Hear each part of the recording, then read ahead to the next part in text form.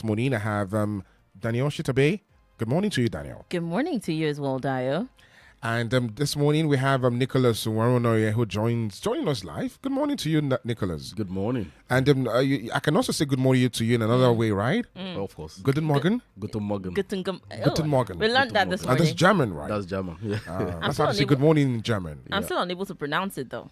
Oh no, but I think it's know. easy. It's quite easy, really. Okay. Compared to Morgen. French, whoa, French is something else. Bonjour. Oh, well, it's because it's overused, you know. Okay. Yeah, but when you come with some other, this is mon ami, man, I have never gotten a hang of French. Of French. Oh, really? Yeah, maybe I think it has to do with the pronunciation. So if you could learn another language, what language would it be? Actually, it's French, you know. Really? Oh yeah, yeah. It's kind of romantic. It is. That's what they say. It is. Well, let's begin our conversation this morning. But please note that the views to be expressed in some of these national headlines as we analyze them is not in any way the position of Flu FM, but solely as expressed by the analyst Nicholas Waronoye or calls that we received this morning. But let's keep it clean and let's not insult anybody with our comments. We're all in a bid for a better country. Let's come together and talk about our issues and find a problem collectively together. Also, let's remind you that we're streaming live on Facebook at FlowFMNG and on YouTube at FlowFM927. So you can get on either of these apps and get it on the live action happening in the studio right now. Let's get into conversation real quick. And this one is about PDP, the opposition party, talking about Adedayo, and they're getting 200 million naira for phone calls. And he's saying that the allocations are frivolous. Yeah, I agree. It's very, very frivolous. The speaker is getting 280 million naira for phone calls. And then lawmakers 200 million. So exactly why are you phone paying expenses them? actually. Why are you paying them? Why are you paying them allowances? Why do you pay them all those those things that come with the office, running the office and things like those are supposed to be things that are meant to run the office. You see, the purpose of having an elective representative is that, apart from being an individual, it is an office, it is an institution that represents people. So budgetary allocations are made to take care of the office and the number of officers and the logistics, and phone expenses, as far as I know, they are communication logistics, just like your newspaper and things like that, just like paying your liaisons in several, zones within your constituency. So the governor, signing off that kind of money for both the speaker and the lawmakers is very, very suspicious. It's an attempt, I think it's like a way of trying to, get them on board. Whatever he brings in, he dumps it on them and they don't give him trouble. That is what it is. It's not, it is not salutary at all. And I think the PDP, raising hoopla, on that particular, they shouldn't just leave it at just mere mention or release of press release.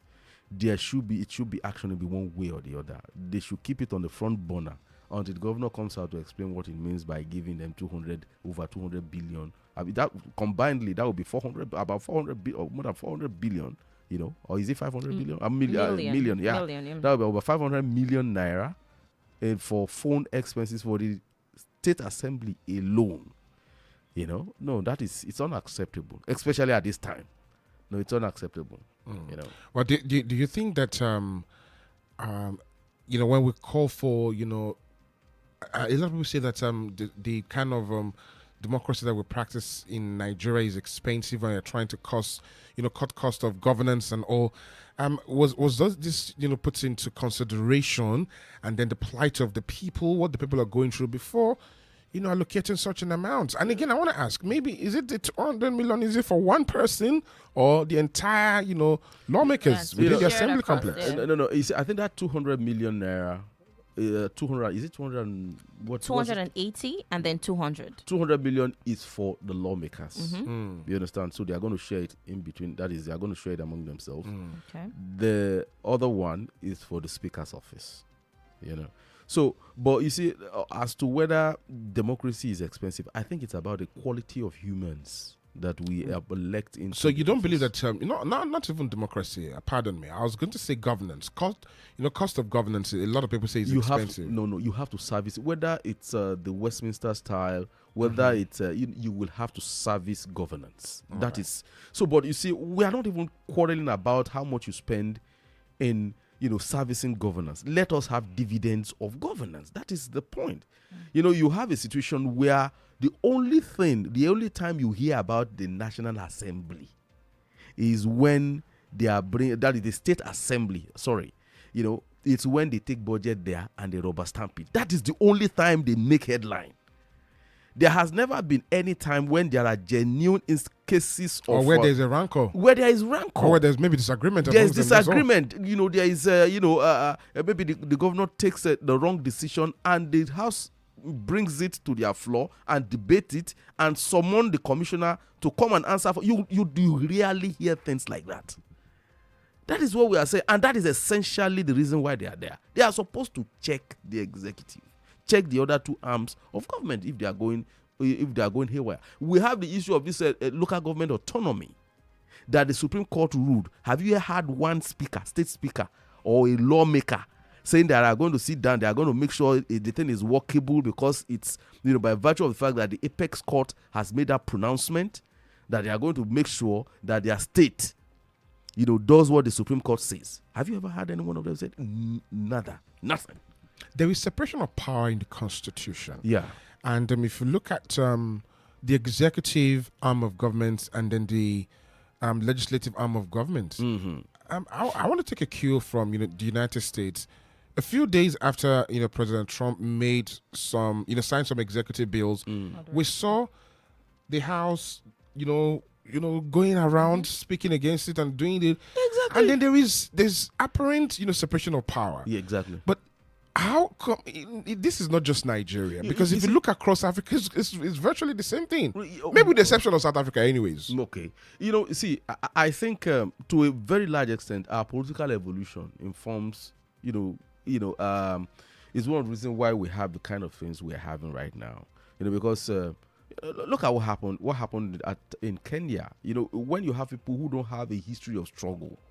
Everything that we have had has always been handed. That is what some school of thought say, that with our independence, everything, it's on a platter of gold.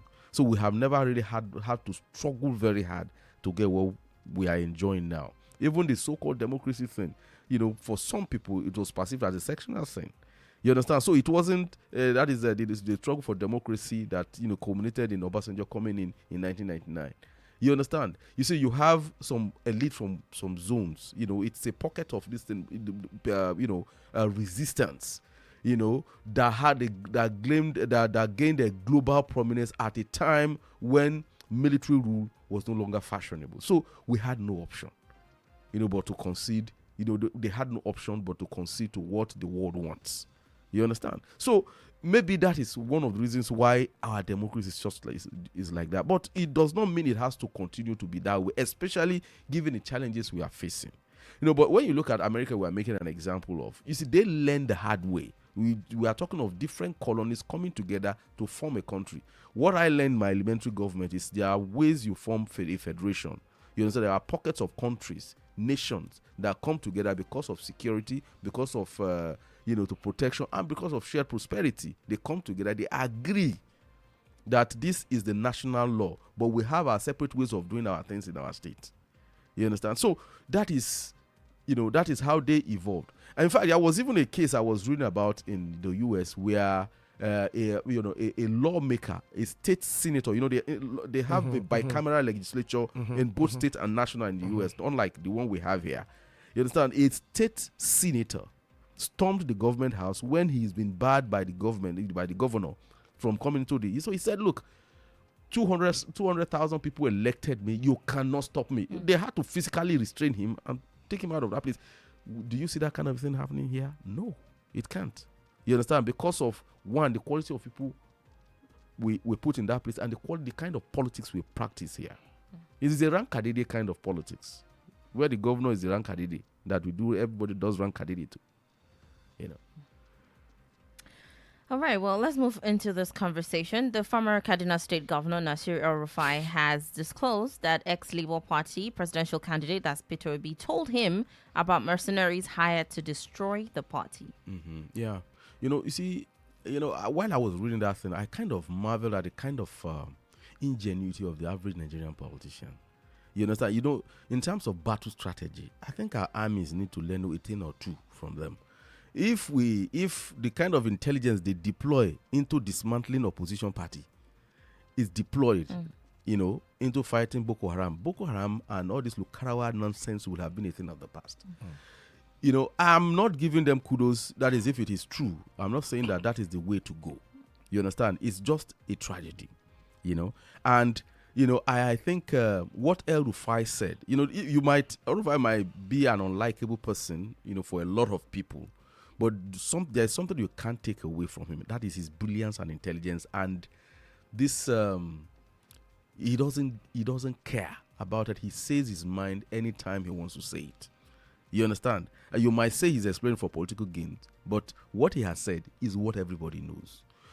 A ruling party deploys resources to destabilize the opposition party. You understand? So as not to have so that whoever is going to emerge will not have a credible platform to challenge him. You understand? When the time for re-election comes. In fact, if you ancillary to that comment too, if you recall, Atiku Abubakar made an allegation that the presidency gave 50 billion to party chairman. To keep on so as to destabilize the opposition party, so that by 2027 they won't have a credible platform on which to campaign and to contest for election. You understand? Contest for power. Now, while it is not sustainable, the brain behind that kind of a thing, that kind of a strategy, is to ensure that they don't have time to deploy properly. You understand? So it is not new, that you have a situation where the ruling party decides to destabilize. It's not new, but you don't even need to ask for proof. You only need to look at what is happening in all these parties. Was it not yesterday we were talking about PDP and the contrived crisis you have there, and while talking about that, one of the kingpin that is fingered as destabilizing PDP happens to be serving with the president. So you see, you have all those clues that point to, the truth of what that man is saying. And of course, you have Labour Party. Ordinarily, if you are a stakeholder in Labour Party, you should be proud of what Labour Party did in 2023 and willingness to build on it, not create the kind of controversies that you have right now. What kind of a party puts itself, against its biggest asset, which is the obedient movement? So it tells you that there is something there to be gained, because without obedience, there is absolutely nothing to gain except you have something that it's impelling you to do what you are doing. Now, if this is actually true, what does it say about politicians across this who are in the opposition? Is it that our political parties have an ideology, or everybody's just there because what? Let me take a share. Yeah, you see, the thing is that, we have always said it before, and a lot of people have said this. We don't have a party politics that is a proper culture for nurturing political parties. The party democracy thing is a kind of hazy in Nigeria. Like, if you look at the example of South Africa, for instance, you have the ANC. It's been a party that has been there for almost 100 years, or if not more than. You understand? The Democrat and the Republican have been there for ages. You understand? So, you see, what brings politicians together in those places are ideals they generally subscribe to. But in the case of Nigeria, the preponderance of, the driving force that brings them together is to grab power. That is just it. So they see the political party as just a vehicle for giving them that power that they are looking for. What they do with the power when they get it is a different thing entirely. You understand? So, and that's exactly why Obi said, was it from 2 days ago, that he is not into any coalition that is geared towards power grab. That the only conversation he's willing to listen to right now is how to position Nigeria. That is what he's saying. You understand? So that is in the ears of most politicians who practice politics in this country. That is alien. It is not their kind of thing. The kind of politicians we have are transactional politicians. You know, they do at the end of every election, they do checks and balance. How much did I gain? How much did I make? How many investments? So that is the way they see it. You understand? But it's unlike in other places where you have parties that have proper structure, principally because they have an interest that they are pursuing.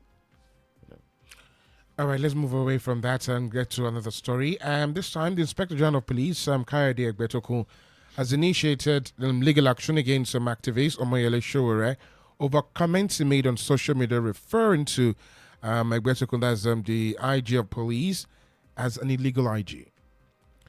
That is still one of those things we keep on saying. You know, this idea, this what Nigerian police does all the time, and they get their fingers burnt all the time. Does Omoyele Sowore have basis for saying that or not? That is the question. When are you supposed to retire? That is the question.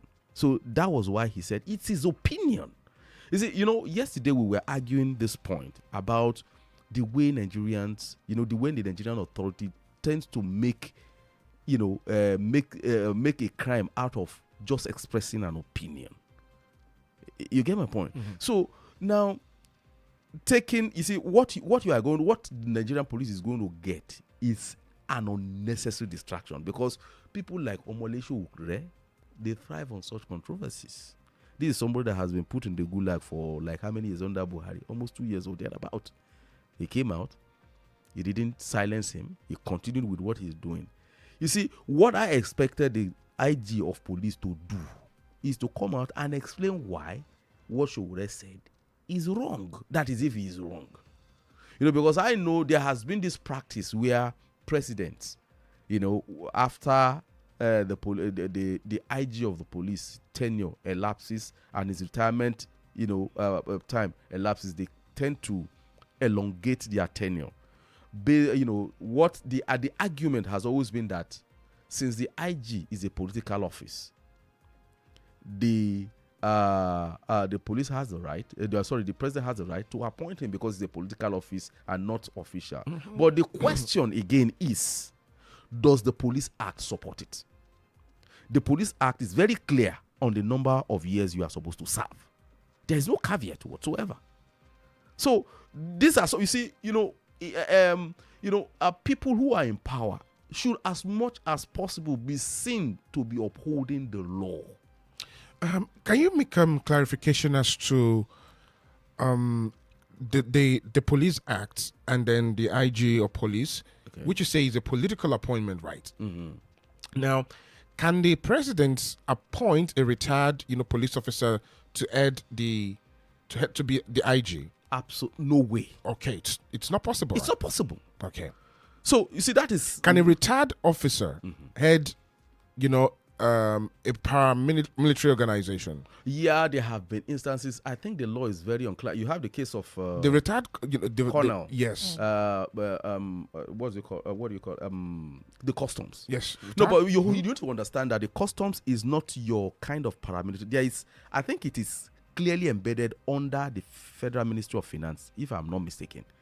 I think there was, I am not too sure, but I think it's not your kind of paramilitary thing that is under the Ministry of Justice and, police, all those. No. It's a different thing entirely. It's a money generating, agency. Mm-hmm. So you need to go and check. We might need to look at that, but I'm not sure it is directly under. It's not like the other paramilitary forces. No. All right. No, it's not. So apparently, just to clear the air on that, it's more or less like it's a career. Actually, it's being the IG of police. It's a career. It's a career. It's a career. Yeah. The IG of police. That office is politically, Yeah, affiliated. You must be appointed by the president. You must be. It's Okay. just like the chief of army staff, for instance. Obviously, yes. Like so it's a career. You must be within certain range to be appointed. Then how come the president has the power to elongate the service of the IG? You see, people have always said, the Nigerian presidency is about the most powerful presidency in the world. And we have a lot of gaps in our laws, and to a very large extent, that practice has not been challenged successfully in the court of law to see whether the president has the right to elongate the tenure of an IG after he has finished his service. His service as a cop has elapsed. No lawyer has taken it up on himself to challenge it extensively and see what the Supreme Court says. So, because there appears to be a lacuna, there appears to be an ambiguity there. That is what the presidency usually, that's what they base their that's the reason they anchor for doing things like that. So, but for me, like I said earlier, when a president puts his hand on the Constitution and swears by it, you understand? I think too that where there are cases of ambiguity, it is always better, more honorable, not to play around that ambiguity to your advantage and to the detriment of the country you have sworn to serve. That's my take on that. All right, thank you a lot for that. All right, let's move to this conversation before we are able to round off on the headline analysis this morning. The federal government releases 50 million naira for Kwara petty traders. The Renewed Hope initiative of President Bola Ahmed Tinubu has presented a 50 million naira grant to an additional 1,000 petty traders in Kwara State. Well, first and foremost, I don't know if the First Lady will be listening to me. Thank you very much, ma, for doing that for our traders, especially at this time. And again, while also giving that money, please, ma, one other thing you need to do is to ensure that it gets to those petty traders, because those of us who are, we go to the market, we know what these women are going through. One of those things that the office of the First Lady does, it wields what we call soft power, by virtue of the fact that he's the spouse of the number one citizen. He listens more, he hears more, so it's an informal way of the president gathering intelligence on how the citizens are faring. You understand? So definitely there are a lot of political will, a lot of soft political power rests in that office. So that is why she can come out and say things like this, because there will be commitment from different people, not necessarily government, into raising funds to do that kind of a thing, for ordinary people. But you see, the onus now rests on the First Lady of the state to ensure that money gets to those people who they are meant for, and not for some politicians. Because normally what you get at the end of the day is that they ask from what level, compile name, compile this one, compile that one, and what you get are people who voted for them. They should understand that at that office, as being in that position, people might choose not to vote for their husbands, but it doesn't make them less of a Nigerian or Kwarans. You understand? So once you have taken power, then you have to deal with everybody fairly. So those are, it must be seen, when you give that money out, so that there won't be controversies later. You must make sure that mechanisms are in place to make sure that those money gets to the people you intend it for.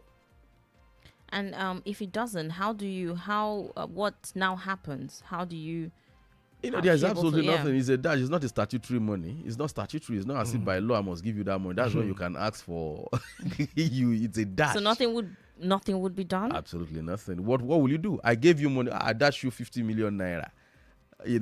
So for your people to take 50 million naira to start coming. Yes, but if complaints are going all around and everybody's complaining that it didn't get to the hands of the people that it's supposed to get to, nothing still won't be done. My advice: you close your eyes, because a lot of political backlashes can come out of it if you start. There is a saying in Yoruba. Baba Mwegunle, that is when you give something, when you give a ram to an Orisha, that is a god, you leave the tither, you leave the tither. So that is how it's like. When you have given, since the moment you have given the money out, it's a gift, it's a dash. So you don't ask questions. I also believe what my colleague is also trying to say is how many of these traders are well captured, and how will it get to them, the ones that are actually in need of them. But no, but you see that's the one thing that you have to give to Kwara State. In terms of social intervention, Kwara State has a robust data.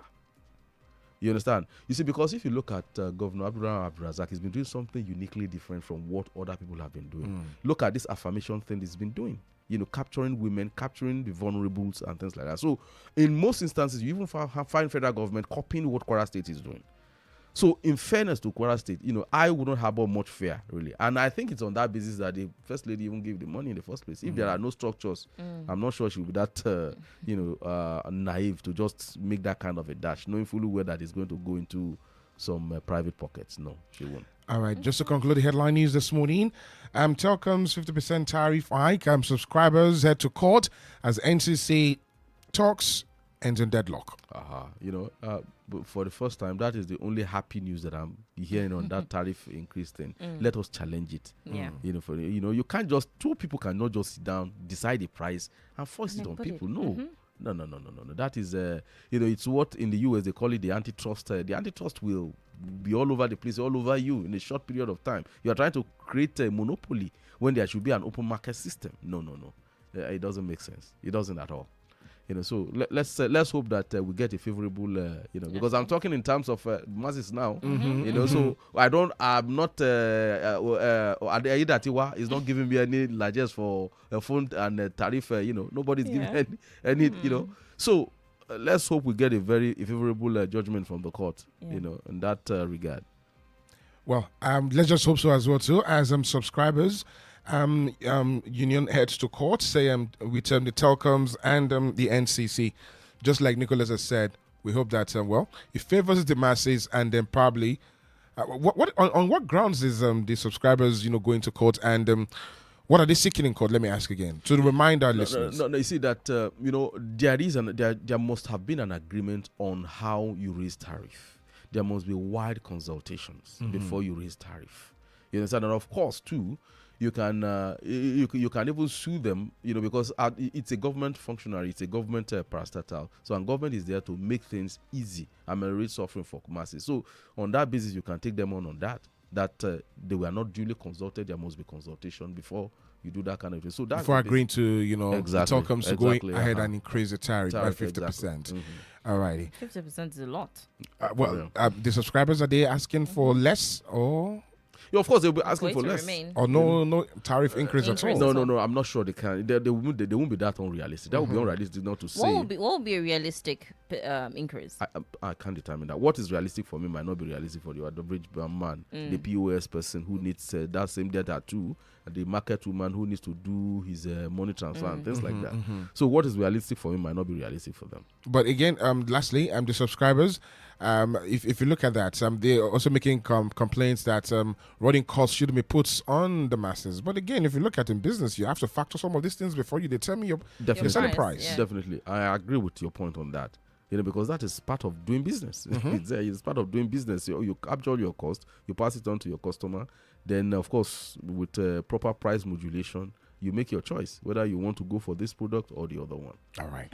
Nicholas, thank you so very much for your contribution this morning. Thank you for your take. We really do appreciate. Once again, I forgot it. I say good morning to you again, but just believe I'm saying it in German. Okay. Thank you for joining us as the sounds of the program. We're back to your ears tomorrow. Same time, 8 to 8:30. I am Dayo Adeyemi. And I'm Danielle Shitta-Bey. Thank you for sharing How do you say goodbye? How do you say goodbye in German? In German. You don't know that one. I only speak Smartphone in German. Okay. Auf Wiedersehen. Okay. You understand what he said? We'll see you tomorrow. Thank you again. Here to light up the city, 92.